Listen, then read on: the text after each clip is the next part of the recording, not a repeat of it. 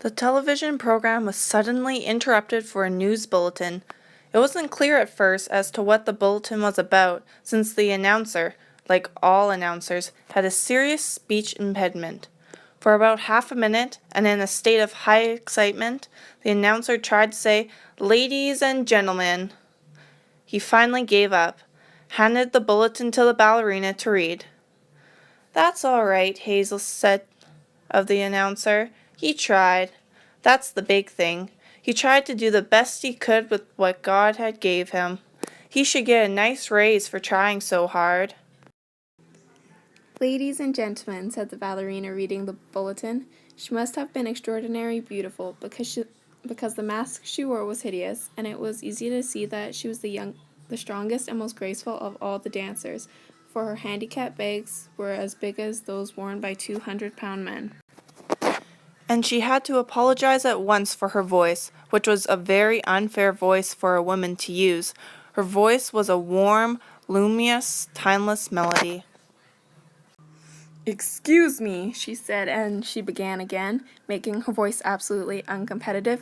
"Harrison Bergeron, age 14, she said in a grackle squawk, has just escaped from jail, where he was held on suspicion of plotting to overthrow the government. He is a genius and an athlete, is handicapped, and should be regarded as extremely dangerous." A police photograph of Harrison Bergeron was flashed on the screen upside down, then sideways, upside down again, then right side up. The picture showed the full length of Harrison against a background collaborated in feet and inches. He was exactly 7 feet tall. The rest of Harrison's appearance was Halloween and hardware. Nobody had ever borne heavier handicaps. He had outgrown hindrances faster than the HG men could think them up. Instead of a little ear radio for a mental handicap, he wore a tremendous pair of earphones and spectacles with thick, wavy lenses. The spectacles were intended to make him not only half blind, but to give him wanging headaches beside him. Scrap metal was hung all over him. Ordinarily, there was a certain symmetry, a military neatness to the handicaps issued to strong people, but Harrison looked like a walking junkyard. In the race of life, Harrison carried 300 pounds. And to offset his good looks, the HG men required that he wear at all times a red rubber ball for a nose, keep his eyebrows shaved off, and cover his even white teeth with black caps at snaggletooth random. "If you see this boy," said the ballerina, "do not, I repeat, do not try to reason with him." There was the shriek of the door being torn from its hinges. Screams and barking, cries of consternation came from the television set. The photograph of Harrison Bergeron on the screen jumped again and again, as though dancing to the tune of an earthquake. George Bergeron correctly identified the earthquake, and well he might have, for many was the time his own home had danced to the same crashing tune. "My God," said George, "that must be Harrison." The realization was blasted from his mind instantly by the sound of an automobile collision in his head.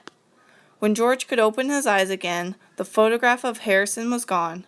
A living, breathing Harrison filled the screen. Clinking, clownish, and huge, Harrison stood in the center of the studio. The knob of the uprooted studio door was still in his hand. Ballerinas, technicians, musicians, and announcers cowered on their knees before him, expecting to die. "I am the Emperor," cried Harrison. "Do you hear? I am the Emperor. Everybody must do what I say at once." He stamped his foot and the studio shook. "Even as I stand here," he bellowed, "crippled, hobbled, sickened, I am a great ruler than any man who have ever lived. Now watch me become what I can become." Harrison tore the straps of his handicap harness like wet tissue paper, tore straps guaranteed to support 5,000 pounds. Harrison's scrap iron handicaps crashed to the floor. Harrison thrust his thumbs under the bar of the padlock that secured his head harness. The bar snapped like celery. Harrison smashed his headphones and spectacles against the wall. He flung away his rubber ball nose, revealed a man that would have awed Thor, the god of thunder.